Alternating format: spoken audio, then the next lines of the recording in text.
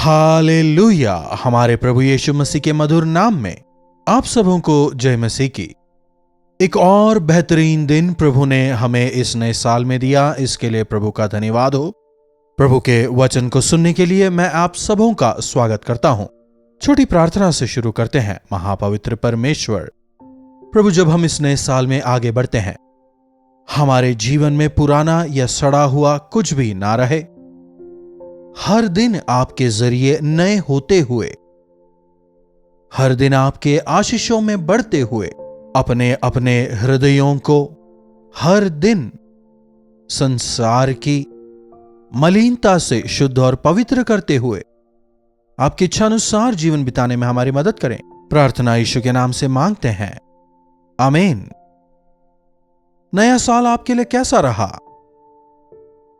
क्या कह रहे हैं वैसा ही है, या फिर कह रहे हैं कि क्या नया साल? वास्तव में वॉच नाइट सर्विस के दौरान या पहली तारीख को कितना आनंद और उल्लास होता है। अगर हम प्रभु के संतानों की बात करें तो वे लोग चर्च में आते हैं, वहां भी लाउड म्यूजिक होता है और खूब उल्लास और उत्सव में नए साल में हम प्रवेश करते हैं। अविश्वासियों की अगर बात करें, खूब हो हल्ला, मौज मस्ती, पब्स, बार्स वगैरह में वो होते हैं। मेरा सवाल यह है, क्या वो खुशी अब भी बरकरार है? अब तो नया साल आके अब तो करीब करीब 4 दिन हो गए हैं ना। अब क्या हालचाल है? अभी क्या परिस्थिति है? क्या बैक टू स्क्वायर वन है? क्या दोबारा उसी स्थिति में जा चुके हैं? कई लोगों का जो आनंद है मैं केवल अविश्वासियों की बात नहीं कर रहा, यहां तक कि कई विश्वासी भी, कई प्रभु के जो संतान हैं वे भी, इन दिनों में उनका जो आनंद है, जो संतोष है या उनका जो उल्लास है, कुछ खास विशेष अवसरों में ही या विशेष परिस्थितियों में ही नजर आता है। जब कुछ अच्छाई होती है, थोड़ी देर वे आनंदित रहते हैं, उसके बाद दोबारा से पहले जैसे हो जाते हैं। प्रभु ने हमें ऐसा आनंद नहीं दिया। प्रभु यीशु कहते हैं, जो मुझ पर विश्वास करते हैं उनके अंदर से जीवन के जल की नदियां बहेंगी। जीवन के जल की नदियां। आपने भी जरूर देखा होगा, गांव वगैरह में कुएं हुआ करते हैं। पूरा गांव उसी कुएं से पानी खींचता है, लेकिन उस कुएं में पानी कम नहीं पड़ता, क्योंकि जमीन के भीतर से उसमें पानी का सप्लाई रेगुलर होता है। प्रभु का दिया हुआ आनंद ऐसा ही होता है। अरे क्रिसमस तो निकल गया ना, इसलिए अब क्या उत्सव मनाना, परिस्थितियां तो बदल गई हैं, इसलिए मैं पहले जैसा ही हो गया हूं। ऐसा नहीं। अगर आप पहले जैसी परिस्थिति में हैं तो मतलब आपका जो आनंद और उल्लास है केवल रविवार तक है, फिर दूसरे दिन वो धीरे धीरे करके अगर कम हो रहा है, दिनों के गुजरने के साथ अगर वो धीरे धीरे कम होता जा रहा है, अगर आपके जीवन में परमेश्वर के द्वारा दिया आनंद कम होता जा रहा है, तो उसका कारण है।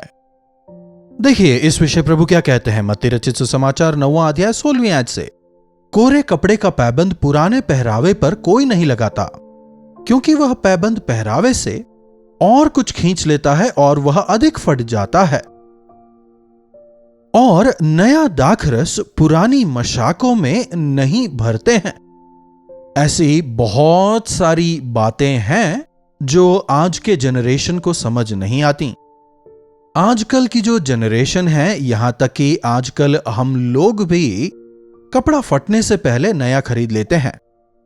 आजकल हम लोग कपड़े के फटने से पहले ही नए कपड़े खरीद लेते हैं, इसीलिए फटे कपड़े नहीं पहनते। लेकिन मेरे जीवन में ऐसे कई अनुभव हैं जहां एक जोड़ी के साथ मैंने पूरा साल निकाला। पहन के बाहर जाना, घर आना, धोकर सुखाना, फिर दोबारा से वही, इसलिए कपड़े जल्दी फट जाते थे। अगर वो कपड़ा फट जाए तो फिर उसे ही सीलना, उसे ही सील कर फिर से पहनना। आपने देखा होगा हमारे जो इनरवेयर्स हैं, हमारे बनियान वगैरह जो होते हैं, वो फट जाते हैं। तो मेरा जब बनियान फट गया था, अरे इसे क्यों फेंकना है कहते हुए मैंने एक कपड़े का टुकड़ा लिया और एक टेलर के पास गया और उसे वो कपड़ा सिलने को कहा। हाँ, 6 महीना और मैं इसे पहन सकता हूं, मैं खुश हुआ। लेकिन जैसे ही एक बार उसे धोया, वो छोटे से कपड़े का जो टुकड़ा उस पे सीला था वो फिर से फट गया। यही प्रभु कह रहे हैं, यदि हम नए कपड़े पर पुराने कपड़े को सीलें तो वो अधिक फट जाता है। पुरानी आदतों को छोड़े बिना, पाप से मन फिराए बिना, बुरी बातों से मुंह मोड़े बिना, केवल नए साल में प्रवेश कर लेने से, केवल प्रभु से नए वायदे प्राप्त कर लेने से, केवल प्रभु से आशीष प्राप्त करने की इच्छा रख लेने से जीवन में कोई बदलाव नहीं आने वाला। क्योंकि पुराने जीवन में अगर हम पैचवर्क करेंगे तो वो स्थिर नहीं रहेगा। प्रभु यीशु ने हमें काम चलाऊ आत्मिकता नहीं सिखाई। प्रभु यीशु हमें रिपेयर करने के लिए नहीं, लेकिन नया बनाने के लिए वे आए, रिन्यू करने आए। मैं तुम्हें एक नया मन दूंगा, कहते हैं। उकाब की तरह मैं तेरी जवानी को नया करूंगा, वचन कहता है। जो पुराना होता है समय के साथ वो फट जाता है। आज कई लोग अपने जीवनों में उस नएपन को अनुभव करना चाहते तो हैं, लेकिन पुरानी बातों को छोड़ते नहीं, इसलिए और अधिक दयनीय स्थिति में गिर जाते हैं। हमें अपने पुराने स्वभाव को छोड़कर नए स्वभाव को अपनाना है। शारीरिक संबंधी मन को छोड़कर मसीह के स्वरूप के नए स्वभाव को पहनने के लिए वचन हमें बताता है। एक और बात प्रभु कहते हैं, देखिए 17वीं आयत में, और नया दाखरस पुरानी मशकों में नहीं भरते, क्योंकि ऐसा करने से मशकें फट जाती और दाखरस बह जाता है, मशकें नाश हो जाती हैं। पुरानी मशकों में नया दाखरस नहीं डालते, मशकें फट जाती हैं और जो दाखरस है बह जाता है, गिर जाता है। शायद यह जो शब्द है मशकें हमें समझ ना आता हो, क्योंकि अभी तो बॉटल्स हैं, टिन्स आ गए हैं। लेकिन बॉटल्स या टिन के आविष्कार से पहले उन दिनों में जो चमड़े के बैग्स हुआ करते थे, इन्हीं में दाखरस को वे प्रिजर्व करते थे। और जो नया दाखरस हुआ करता था उसे नए बैग में, नए चमड़े के बैग में ही डाला जाता था। अगर पुराने चमड़े के बैग में नया दाखरस डाला जाए तो वो फट जाएगा। मतलब जब चमड़े का बैग नया होता है और जब उसमें नया दाखरस डाला जाता है, दाखरस का टेस्ट बढ़ता जाता है और वो जो चमड़े का बैग है वो भी बना रहता है, इसलिए वो बैग नहीं फटता। क्या आपको समझ आया? नया बैग फटता नहीं है, इसलिए दाखरस को बनने के लिए जो प्रोसेस होना होता है वो होता है, दोनों अच्छी तरह सेट हो जाते हैं। वहीं अगर पुरानी मशाक में नया दाखरस डालें, मतलब पहले से ही फूली हुई मशाक में अगर नया दाखरस डालें, तो जब वो दाखरस के अंदर जो प्रोसेस होना होता है जब वो हो रहा होगा, बैग जो है उसे सहन नहीं कर पाएगा और फट जाएगा। शायद अब आपको बेहतर समझ आया हो। बिल्कुल ऐसे ही हमारे पुराने जीवन को, हमारे पुराने विश्वास को, हमारे पुराने चाल चलन को या पुराने स्टैंडर्ड्स में ही रहते हुए अगर हम हमारे जीवनों में परमेश्वर की आशीषें चाहें, उन्नत स्थिति में पहुंचना चाहें, या फिर उनके व्यवहार और उनकी सोच से अपने आप को भरना चाहें, पुराने मशाक में उनकी आशीषें रह नहीं पाती और हमारा हृदय फट जाता है या उसे संभाल नहीं पाता। इसलिए प्रभु कह रहे हैं दाखरस और मशाक दोनों ही बर्बाद हो जाते हैं। आज कई लोग चाहते हैं कि प्रभु मुझे बहुतायत से आशीष दें, लेकिन क्या उसके लिए आपने अपने हृदय को तैयार किया है? मुझे अत्यधिक आशीषें चाहिए, मुझे मांगने से बढ़कर आशीषें चाहिए, लेकिन क्या उसके बोझ को उठाने के लिए अपने पैरों को स्थिर किया है? परमेश्वर की आशीषों को संभाले बिना, अपने जीवन में प्रभु की आशीषों को पाकर, प्रभु के प्रति कृतज्ञ हुए बिना अहंकारी होकर नुकसान उठाने वालों की कमी नहीं है। इसलिए इस नए साल में पुराने जीवन को, पुराने चाल चलन को, आपके तमाम प्लान्स को, उन तमाम को आप छोड़ दीजिए। प्रभु आपको नयापन दे रहे हैं, नए मन को प्रभु आपको दे रहे हैं, नए स्वभाव को प्रभु आपको दे रहे हैं। नए हृदय में जब आप अपने जीवन में प्रभु की नई आशीषों को पाएंगे, ना केवल आप बढ़ेंगे, दूसरों के लिए आप आशीष का कारण होंगे। और नया दाखरस पुरानी मशाकों में नहीं भरते, क्योंकि ऐसा करने से मशाकें फट जाती हैं और दाखरस बह जाता है और मशाकें नाश हो जाती है। परंतु नया दाखरस नई मशाकों में भरते हैं और वे दोनों ही बची रहती हैं। इस नए साल में पुरानी चीजों का ऑल्ट्रेशन करके पहनना नहीं है मसीही भक्ति। पुरानी चीजों को छोड़कर परमेश्वर से नएपन को पाने के लिए अपने आप को आप तैयार करें। प्रभु एक नए मन को आप मुझे दें, एक नए स्वभाव को आप मुझे दें, और तब प्रभु हमें नई आशीषों से भरेंगे। तब हम बढ़ोतरी भी करेंगे, ना केवल स्वयं आशीषित होंगे, दूसरों के लिए भी आशीष का कारण बनेंगे। इस नए साल में प्रवेश कर जब हम आगे बढ़ते हैं, अपने आप को जरा परख कर देखें।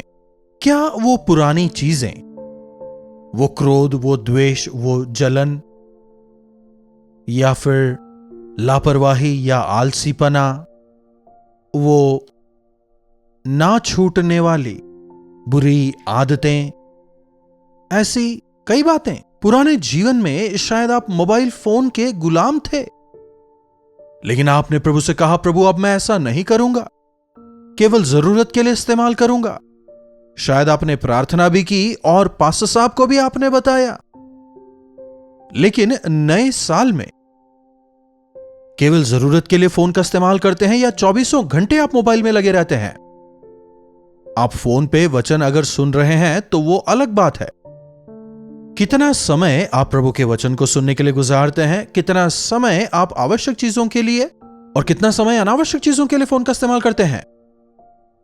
नए साल में एक नया निर्णय लेने के बाद भी अगर आप पहले जैसा ही जीवन बिताएं, अरे इस साल में क्या नया है अगर पूछेंगे तो कैसे नया होगा?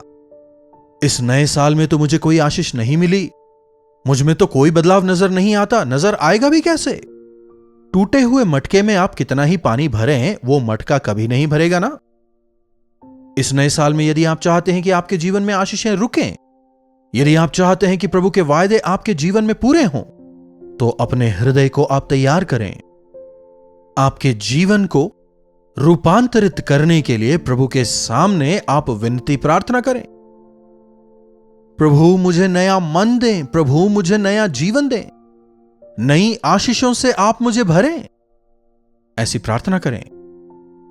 यीशु मसीह पर विश्वास करके जब हम अपने पापों से मुंह फेरते हैं, तभी यह हमारे जीवन में हो सकता है।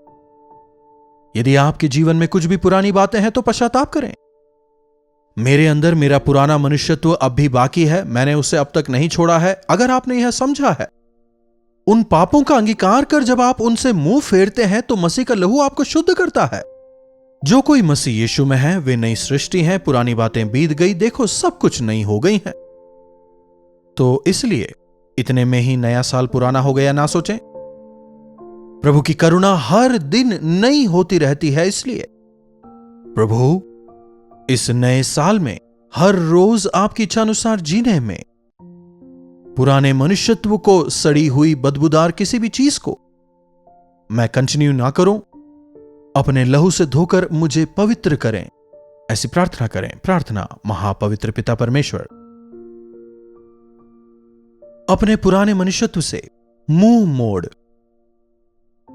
नए साल में प्रवेश कर जब हम आगे बढ़ रहे हैं, यदि हमारे अंदर कोई सुराग है, कोई कमी है, कोई घटी है, प्रभु की आशीषों को ना संभाल पाने जैसी स्थिति है, क्या ऐसा कुछ भी है जो हमारे पुराने मनुष्यत्व को दर्शाता है, या परख कर उसे अंगीकार कर उसे छोड़ने का और आपके द्वारा दिए जाने वाले नए जीवन को, नए मन को, नए आशीषों को प्राप्त कर जीवन जीने का अनुग्रह हम में से एक एक को दें। यीशु के नाम से प्रार्थना मांगते हैं, आमीन। अब हमारे पिता परमेश्वर का प्रेम, प्रभु यीशु मसीह का अनुग्रह, पवित्र आत्मा की संगति और सहभागिता हमें से प्रत्येक के साथ आज, कल और सर्वदा बनी रहे। आमीन। प्रभु परमेश्वर की महिमा हो। अपने प्रार्थना विषयों को आप हमें 9884907779 पर व्हाट्सएप, वॉइस मैसेज या टेक्स्ट द्वारा भेजें। हम अवश्य आपके साथ मिलकर आपके छुटकारे के लिए प्रार्थना करेंगे। आप भी विश्वास के साथ प्रार्थना करिएगा। प्रभु अवश्य आपके जीवन में चमत्कार करेंगे। आप कहां से हमसे जुड़ रहे हैं, लाइव चैट पर आएं, अपने और अपने शहर का नाम हमें बताएं। आपके साथ जुड़कर, आपके बारे में जानकर हमें काफी प्रसन्नता होगी। यदि आपने चैनल को सब्सक्राइब नहीं किया है तो सब्सक्राइब करें, लाइक और शेयर करना भी आप ना भूलें। इन्हीं वचनों के साथ मैं विदा लेता हूं। दोबारा मिलने तक प्रभु का अनुग्रह हम सबों पर बना रहे। कल्वरी दर्शन, ये है प्रेम के दर्शन, यीशु प्रेम के दर्शन।